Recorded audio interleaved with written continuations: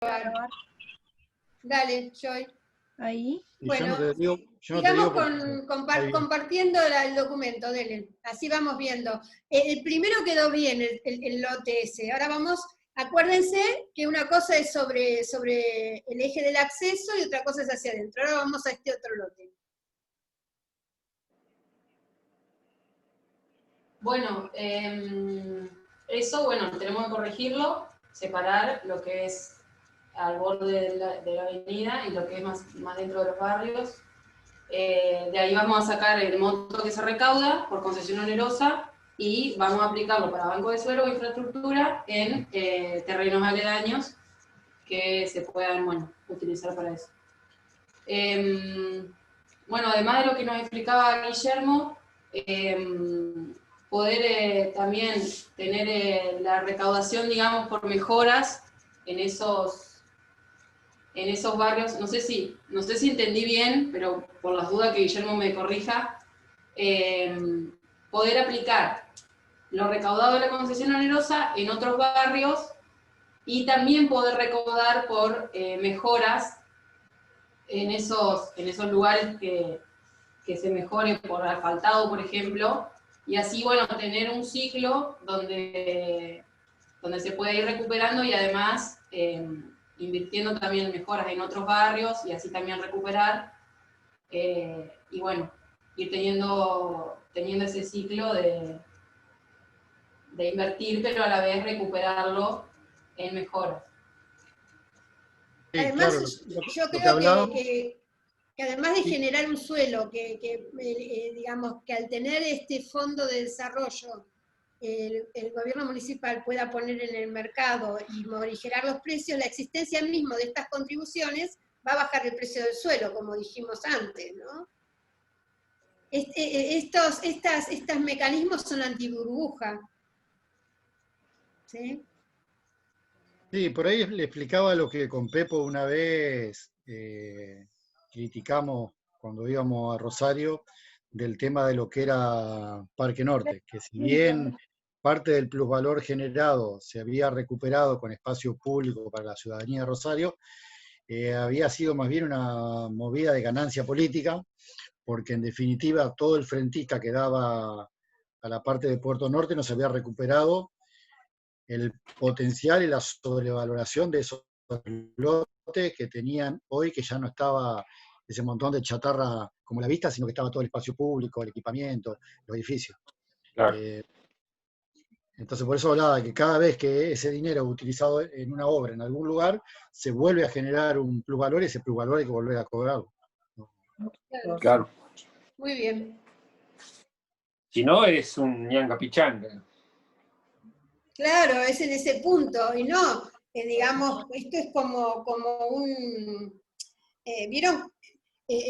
Lo que se produce, ¿vieron cuando cae una piedra en el agua? Que se hace un efecto de onda. Hay una inversión en un sitio, y cuando se ven el impacto de esa inversión, por ejemplo, sobre todo si son en grandes infraestructuras, esto lo calculaba una vez el Aklichevsky, ¿no? Una infraestructura como el subterráneo. ¿Cuál es la onda de influencia de una inversión de subterráneo en la valorización de lo aledaño? ¿Cuántas cuadras dura esa onda? ¿Cuánto tengo que yo cobrar por impuesto por valorización o por contribución por esa mejora del subte? ¿A qué distancia? ¿A 2 cuadras, 3 cuadras, 4 cuadras, 5 cuadras? ¿Va disminuyendo con las cuadras? Es todo un tema de política urbana muy importante, ¿sí? Bueno, algo de eso me consultaban los chicos por el tema de la intervención en el espacio público de lo que es el parque del Monumento Urquiza. Que ahí sí, ya es mucho más difícil cómo hacer el cálculo de revalorización y es más complicado para hacer entender al frentista de que la vivienda, de que su propiedad, ya sea un lote o lo que fuere, se va a ver sumamente valorizado por el parque. Ahí en ese sentido sí es más complicado. Algo que sea frentista directo, pero si no es frentista directo, pero ahí como es una zona de tránsito que en general va a tener un prejuicio el frentista sobre esa zona de tránsito pesado, en general. ¿Sí? Entonces es como que tiene el daño del ruido. ¿Sí? Exactamente. no le voy a poder sacar mucho que sufre la avenida, digamos. Sí hacen un edificio en altura, y dado que está mejor el espacio y esa infraestructura, como en el caso del lote enfrente del FAPU, porque sacó más renta del suelo y va a ser más unidades de vivienda, digamos, pero no al frentista de una vivienda, yo pienso que no es razonable. Exactamente. En ese caso. Bueno, sigamos. Bueno, en cuanto al RENAVAP, primero transcribimos los datos principales de lo que es el barrio. Bueno, la cantidad de familias, que son 180, después que el barrio se inició en 2000, después lo otro ya se sabe. Si querés bajar más. Tengan en cuenta que RENAVAP es la sigla del registro, ¿no? Uno le llama a veces por comodidad RENAVAP a todo, pero el RENAVAP es el Registro Nacional de Barrios Populares. Escribimos, si no, o lo ponemos con puntos separados. No, ponelo No, entre paréntesis. pero en realidad no nos estamos refiriendo tanto al RENAVAP, supongo, o al programa, o qué, ¿de qué están hablando acá? O están poniendo como datos nomás. No, estos son datos del RENAVAP. Abajo hablamos de... Entonces pone datos del RENAVAP, datos del RENAVAP con respecto al barrio. Son los datos del registro. Entonces pone bien, datos ok. del registro. Ok. 1830. Ahora se abre de nuevo el registro, ¿vieron? Anunciaron hoy. Hay que ver cómo lo van a abrir, si lo van a abrir con la misma información, ¿no? Bueno, Este entonces ya registro lo es que... del 2016. Está 2016. No, el RENAVAP 2016. 2016. Sigamos. Bueno, entonces dentro de los datos del RENAVAP pusimos los datos generales, los servicios, con los que cuenta y los que no cuentan sería, en cuanto a la alineación discreta, desagüe solo a pozo negro, ciego u hoyo, excavación a tierra, acceso al agua, conexión irregular a la red pública hecha por los vecinos sin pagar factura, chapita de agua, generalmente mediante manguera. Eso es lo que nos habían contado también. ¿Qué es chapita de agua? ¿Eh? Chapita de agua, ¿qué es eso? Lo transcribí, pero no, o sea, pensé que era la placa o que había que pagar algo por eso, pero no. No sé. Pensé que era como una placa o algo. No, pero fijémonos qué Claro, quiere no está decir claro, eso. no lo transcriban. No sé qué, para mí hay algún error de tipeo ahí. Chapita de agua, No sé qué quiere decir. no sé. Generalmente digamos, mediante mangueras está perfecto, pero ponelo en amarillo y fíjate qué quiere decir en la jerga del RENAVAP chapita de agua, o a lo mejor es un error. Sí. Es un error. En cuanto a la energía eléctrica, red pública con medidores domiciliarios, cada familia con su factura y con su propio medidor. En cuanto a la energía para cocinar, bueno, es a través de gas en garrafa. Lo mismo para la calefacción. Alumbrado público no disponible. ¿Estos datos son de fuente RENAVAP o son de informantes que ustedes tuvieron? No, es fuente de RENAVAP. Ah, ¿y de dónde salió esto, Vicen? ¿Dónde lo Del tuvieron? F5. Yo creo que le pedí a Jazmín, Ah. no me acuerdo el nombre de Techo. Ah, ok. O sea, está directo de techo. información la sacamos de, creo que es el eje 5. Sí, hay 2 o 3 diapositivas de Techo, que es esa información que tienen ellos más privada, que no es pública. Ok.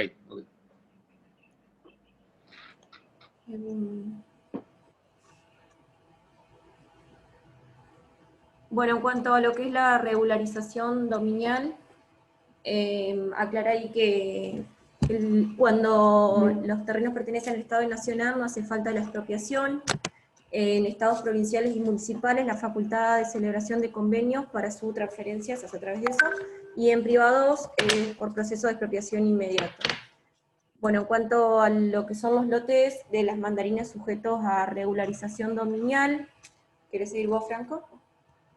Bueno, lo leo, que es lo que planteamos más o menos en principio, que planteamos como uso en este sector del barrio Las Mandarinas la aplicación de la ley 341, la cual posibilita la creación de una cooperativa de construcción donde cada vecino pueda constituirse formalmente. Cuando hablan de la ley 341, ¿hablan de la ley de la Ciudad de Buenos Aires? Sí, no sé qué ley se aplicaría Bueno, acá, tengan en cuenta que acá no tenemos. por Habría que eso. aclararlo un poquito, porque si no confunde, da la impresión de que es una ley vigente No, acá. la La ley aplicación de una 341 norma similar a la ley 341 pone de Buenos Aires. Bueno, similar a la ley 341. La 341, que es similar a la uruguaya, está en este momento en el Congreso. Yo creo que es posible que salga, pero pónganlo, una norma similar bien, a la similar. 341, actualmente en trámite parlamentario, está en vigencia, ¿no? Está en trámite parlamentario, ¿sí? Está presentada. Me parece que la idea, ¿saben cuál es la diferencia con otras formas? Es que la que administra el dinero es la cooperativa, ¿entienden? Acá, Entonces los costos son menores porque no hay intermediación y la cooperativa contrata o a una empresa o a la propia empresa, como hizo el MTL, o a una pequeña empresa o a otra cooperativa de construcción o a sí misma como cooperativa de construcción. ¿Sí? En el bueno, caso de MTL, ellos organizaron una sociedad de responsabilidad limitada como empresa constructora que fue contratada con esos fondos para hacer el barrio, digamos. Entonces, hay muchas alternativas, pero la diferencia es que el que administra el dinero y lo trata de ejecutar lo mejor posible es la propia cooperativa. Esa es la distancia, ¿no? Y eso es lo que sí, hace que las cooperativas de Uruguay también rindan mucho. Pero hay una asistencia técnica. En el caso de Uruguay hay una asistencia técnica y le asignan profesionales. En el caso de la 341, la cooperativa tiene que seleccionar unos profesionales para que acompañen la parte técnica, ¿sí? Hay unos profesionales bien, responsables, ¿sí? claro. Bueno, justamente en base, como ejemplo, habíamos tomado esa la MTL, donde la idea era generar una cooperativa de construcción donde cada vecino pueda constituirse formalmente con un empleo digno. Esto estamos hablando de la gente del barrio, bueno, Las Mandarinas, y también poder adquirir el derecho de ser propietario de una vivienda, la cual estará a nombre del ciudadano, pero deberá pagar un alquiler mínimo al municipio para solventar los gastos de construcción. Por 30 años se estimó a él. A su vez, los mismos no podrán vender ni ceder la propiedad a agentes externos, siendo en este caso obligatoria la evolución de la vivienda. Y en caso de ceder o vender, deberá efectuarse con un familiar directo, o caso contrario, el municipio determinará la expropiación del mismo para gestionarla como vivienda social de alquiler. Este sistema cooperativo gestionado y regularizado, que acá, bueno, no sabíamos si el municipio o el Estado, será el encargado de establecer el convenio de diseño participativo, que es lo que hablaba recién de los profesionales que van a intervenir, y bueno, entre los ciudadanos, el diseño participativo entre los ciudadanos con el uso del suelo, agentes externos, ¿Qué determinando quiere los decir entre aspectos. los ciudadanos del suelo? Los ciudadanos que... Diseño Entre participativo. los ciudadanos que van a obtener el suelo, o sea, los del mismo barrio. Ah, bueno, Y los entonces los agentes externos, habitantes, las personas que habitan, los habitantes del claro, barrio. sí. Y los agentes Claro, externos, cambialo porque no se entiende, los sí, ciudadanos. no se entiende. Ah, no, no Ahora está. que yo leí, no se entiende. Sería entre, bueno, entre lo mismo, entre esas personas, las que van a vivir y habitar ese lugar, y los agentes externos, que serían estos profesionales, que van a dar, van a establecer los aspectos como lo son la contribución por mejora, cómo van a ser las viviendas a construir, los equipamientos que van a ir, los usos No del sé ahí suelo. qué quiere decir la contribución por mejoras. Son las viviendas que Bueno, necesitaban mejora que estudiamos el cuatrimestre pasado. Pero en ese caso no sería contribución por mejoras, sería, digamos, las mejoras de las unidades habitacionales. Digamos, bien, acá hay dos, viviendas nuevas y viviendas que se mejoren, y organización de todo lo que es el espacio público. Yo creo que da para que todo este proceso lo tome una cooperativa, y la diferencia, si lo tome una cooperativa autogestionaria, ustedes vieron el barrio que les mandé de Inglaterra, esta gente se constituyó como cooperativa y eran de sectores medios ahí en Inglaterra, y después contrataron el profesional y el proyectista. Es más o menos lo mismo. Lo importante es que ese grupo humano se da una organización, y esta organización es la que permite que el barrio después mantenga y sostenga la calidad de vida. Es distinto cuando a cualquiera le dan una vivienda aislada y nunca se da la organización de mantenimiento de ese espacio. ¿Me entienden? Acá, la organización, si surge para mejorar el barrio, después la organización va a mantener el barrio, ¿sí? que es lo que pasa con los inmuebles que se hicieron en el marco de la 341. Cuando alguien, como pasa en los conjuntos habitacionales, lo sortean, nunca se constituye un espacio comunitario, ni nunca se constituye la organización, todo degrada automáticamente, porque hay anomia. ¿Sí? Sí, por eso intentábamos que sea para la cooperativa, sea de trabajo para la misma gente del barrio, que pueda tener un empleo digno y aparte ser propietario, que es como que podría llegar a cuidar más todo lo que está haciendo. Claro, está perfecto, muy bien. Pero hagan las correcciones, que se entienda, Sí. que quede claro lo que están planteando.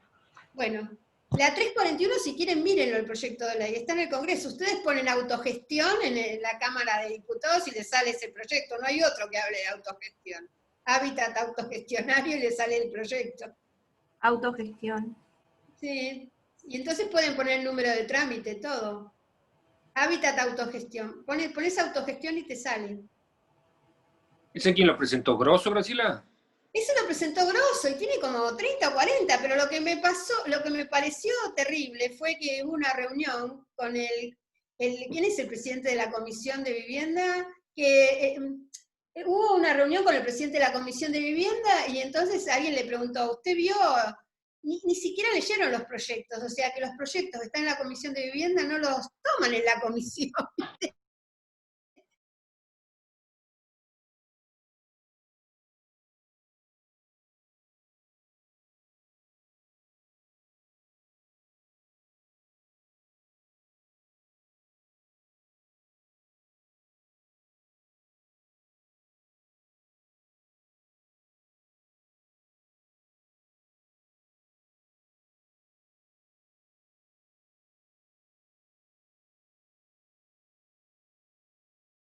De 30 años y funciona perfecto, en el sentido que la calidad de las viviendas son mejores y el ahorro que hay en los fondos públicos.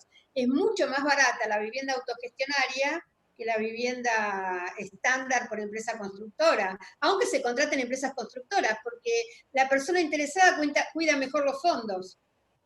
¿Entendés? Todo este negocio de los sobrecostos y qué sé yo, no se dan, porque el interesado cuida los fondos. Es así. Así que bueno, esperemos que salga. Bueno, sigamos.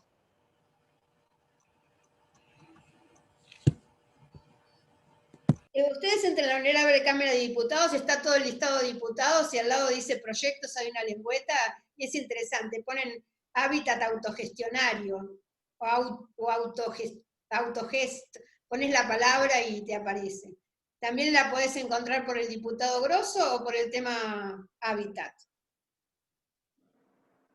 Sobre instrumentos fue eso lo que pudimos hacer para hoy. ¿Y sobre huertas avanzaron algo? No, porque estuvimos con eso. Uh-huh. No sé sobre si eso igual tenemos una idea que si quieres se la contamos, porque bueno, Guille no había pasado como con el tema de los cálculos y todo. Como nosotros no tenemos tanto espacio, banco de suelo disponible para las huertas, la idea es que la producción sea de plantines para comercialización de los mismos, sea para las viviendas del lugar o afuera del polígono. Y lo que sí se va a comercializar, que vamos a tener más espacio, son los cítricos que están ubicados en todo el polígono, en todas las calles internas y en los lugares de espacio público. Como vamos a tener varios cítricos, la idea sí, eso es usar una recolección, calcular cuánta cantidad aproximada tendrían, y eso sí, venderlo.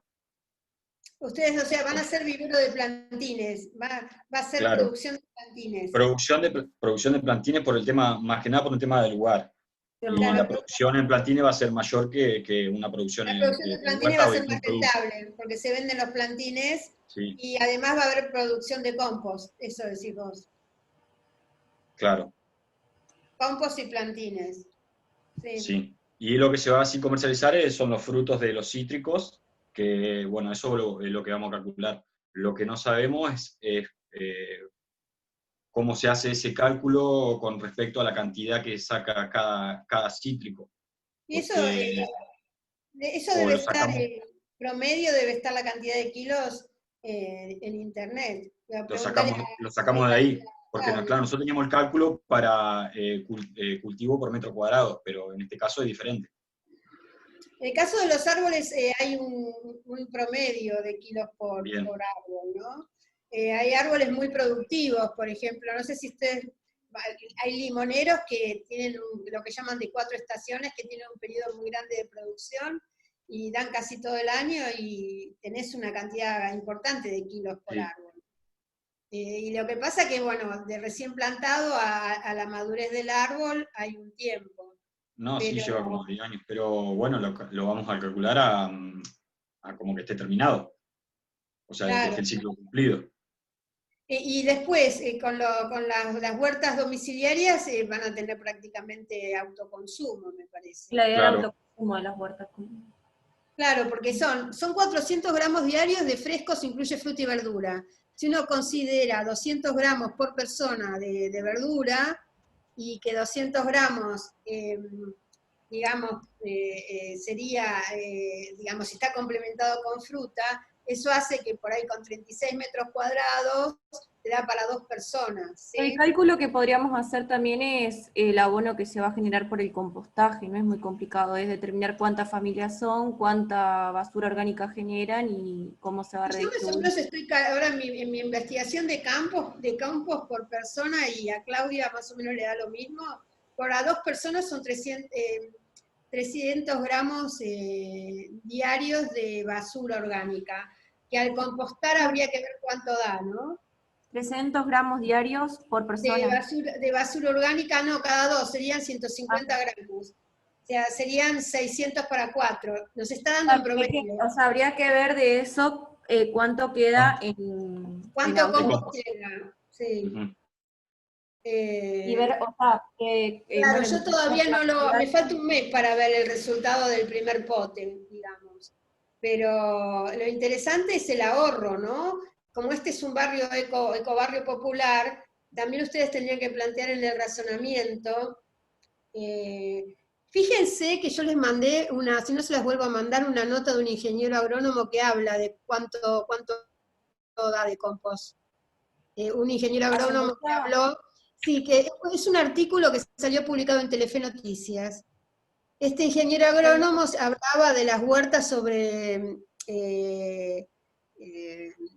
cubiertas de auto, que ahora mi hijo hizo en su vereda, hizo 7 cubiertas de auto, porque hicieron la movida huerta urbana en la vereda de él. Él es parte de la movida, de ese colectivo huerta urbana, y entonces se ponen de acuerdo, juntan cubiertas, juntan tierra en contenedores de gente que hace obras, más que juntan compost, y más que hay vecinos que ya tienen huerta que donan plantines, y se mueven y hacen una especie de performance, y durante un día hacen, por ejemplo, a él, en ese terreno que tiene, es una esquina, tiene 50 metros cuadrados, pero tiene de vereda como cerca de 14 metros lineales de vereda, entraron 7 cubiertas y además tiene 2 frutales que ya lo había hecho.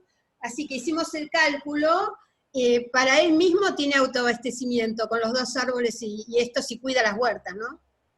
Porque explican que da 4 kilos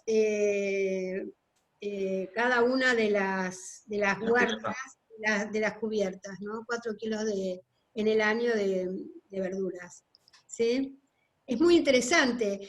Ellos están haciendo una movida así para acercar lo vivo a la ciudad, y muchos jóvenes se están prendiendo en Buenos Aires. De hecho, en el barrio de Chacarita, en Villa Crespo y en Villa Ortúzar, ya hay varias veredas que tienen. Porque de hecho se hace algo bastante armónico, porque está sacando las cubiertas que generan contaminantes y van a basurales, estás usando el compostaje autogenerado y estás produciendo alimentos, y además estás generando un lugar que absorbe agua de lluvia, y por otro lado generás absorción de dióxido de carbono. ¿Entienden? Me parece que todas esas movidas son interesantes porque generan un cambio cultural, ¿no? Sí. Es una performance, y lo Es hacen una un sábado salida, por la tarde, ¿qué? que es una nueva salida, que no va a quedar otra que tomar también. Como que se está Sí, tomando es muy cada- interesante, porque ayuda en varios motivos. Reducir la basura, esto de que la ciudad genera su propio recurso, la ciudad está generando, esto es lo que expliqué en mi conferencia, tiene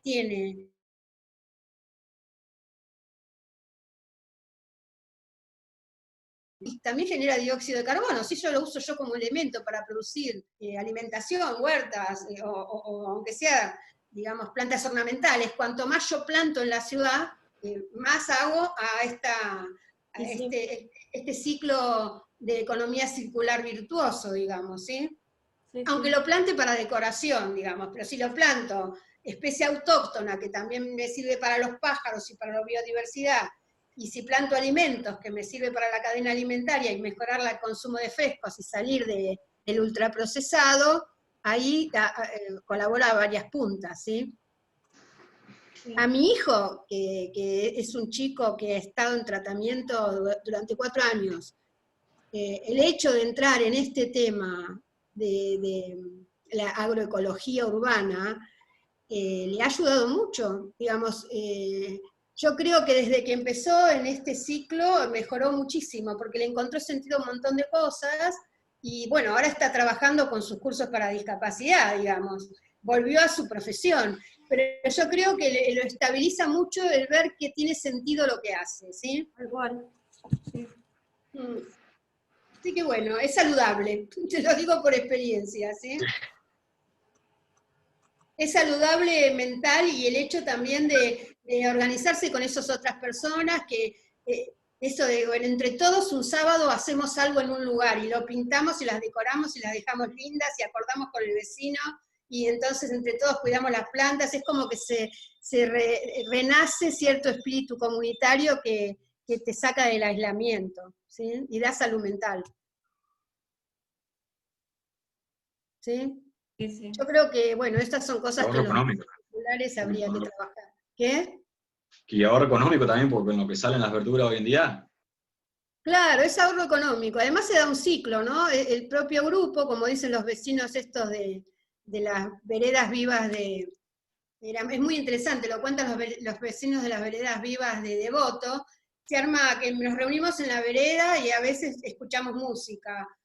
Entonces se logra cierta cosa del espacio público comunitario que también revaloriza el barrio. También ahora está surgiendo, después les mando la gente de Villa, esto se da más en los barrios de densidad media, no en los barrios de alta densidad, porque hay más anomia. Se da en Devoto, que es de densidad media, se da en Villa Ortúzar, que es de densidad media, en Chacarita, que es de densidad media, se da también ahora en Parque Chas. En Parque Chas los vecinos generaron un centro de reciclaje, y hay una vecina, ahora le dedicaron un video que después le mando porque es muy lindo el video. En una revista han incluido ese video con el reportaje a la vecina, donde todos los fines de semana se juntan en la esquina es la casa de esa señora que aceptó formar parte del proyecto, se juntan los grandes, estas bolsas de los cartoneros con los productos reciclables, llevan todos los reciclables a esa esquina y después pasa la cooperativa de cartoneros a buscar. Entonces ella es como la guardiana de la esquina, digamos. Lo dejan y ella mira por la ventana, que no se lleven las cosas, o que la gente viene, y entonces, y mismo ella acepta, en lugar de decir, bueno, siento invadido porque me ponen los contenedores estos de lona en mi vereda, esta señora es parte del proyecto, ¿no? Y esto es interesante. Y se dan estos barrios, en unos barrios que tienen una vivienda o 2 por lote, que están más o menos en unos 400 habitantes por hectárea. Ya cuando te vas a 1.000, 1.500 habitantes por hectárea es difícil generar estos lazos comunitarios, ¿sí? Por eso digo que tenemos que trabajar en esas densidades medias, ¿sí? Ni muy baja, ni muy alta. Hay una densidad que me parece que es la óptima para el flujo comunitario, ¿no? Que estamos en esa densidad de unos 350, 400 habitantes por hectárea, anda bien.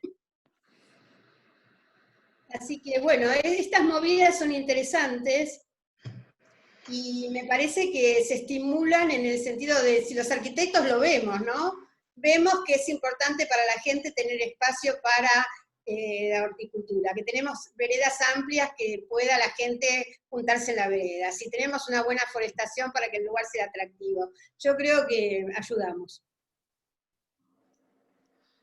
¿O no? Porque si hacemos, yo me acuerdo, chicos, que en determinado momento estaba en la descentralización y viene Mario Linder. Mario Linder había sido profesor mío. Entonces viene Mario Linder con una maqueta de un proyecto para Casa Amarilla. Y lo miro y había unas tiras puestas. Por eso digo que es importante pensar, cuando uno hace vivienda colectiva, pensar que es un lote de una medida de lote, que ahí va a vivir un consorcio, y pensarlo siempre desde lo organizacional.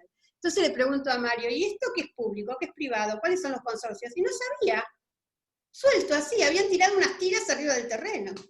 Era tristísimo, ¿entienden? Por eso son fracasados, porque no está pensado la dimensión social de los proyectos, sobre todo a nivel organizacional, ¿no? Bueno, sigamos, niños. ¿Hay algún otro? Todo para Todo lo que mostrar. teníamos por ahora. Bueno, el tema que estaría faltando es el de la organización. ¿Vieron? Entonces, yo creo que, ¿vieron cómo vieron los sectores? Ustedes vieron el FAPU, y vieron el sector de las mandarinas, ¿sí? Y vemos lo que sería el proyecto del Parque Urquiza. Yo creo que los grandes sectores del proyecto es las mandarinas, el Parque Urquiza, y todo lo que es el Parque de la Cañada, ¿está bien? Son como 4 áreas de proyecto. Uno puede pensar que esas 4 áreas de proyecto tienen sus propios comités de gestión, sus propias mesas participativas, la mesa participativa de las mandarinas, la mesa participativa, porque pueden incluir otros actores, ¿no? ¿Sí? Y no sean grupos demasiado grandes, porque si hay grupos demasiado grandes nadie participa, aunque después yo pueda tener representantes, como plantea Habraken, en grupos de escala mayor, ¿sí? ¿Está bien? ¿Me explico? Entonces podríamos imaginar cuál sería la mesa participativa de las mandarinas, ¿sí? Y de esa mesa participativa de las mandarinas participarían en la mesa de, ¿cómo llamaríamos el proyecto ¿cómo podemos llamar al proyecto conjunto? El master plan, el plan de ¿Cómo lo sector. llamamos? ¿Qué nombre le pondríamos?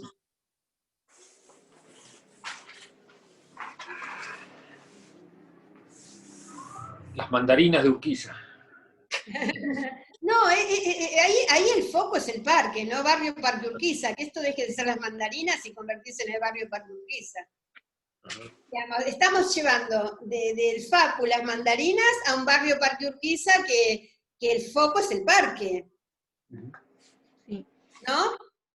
Entonces, vamos a tener una cantidad de actores para todo lo que es el master plan del barrio Parque Urquiza, y vamos a tener actores más locales para cada uno de los sectores del proyecto. Sí, para no usar la palabra barrio, porque cada uno tiene su identidad, como mandarina o lo más norte, lo más sur, podría ser proyecto de integración urbana Parque Urquiza, directamente. ¿Proyecto? Proyecto de integración sociourbana Parque Urquiza. Ajá. Entonces, Por ahí. tenemos Ecobarrio Popular Las Mandarinas, ¿sí? Ese es un proyecto del Ecobarrio, ¿no?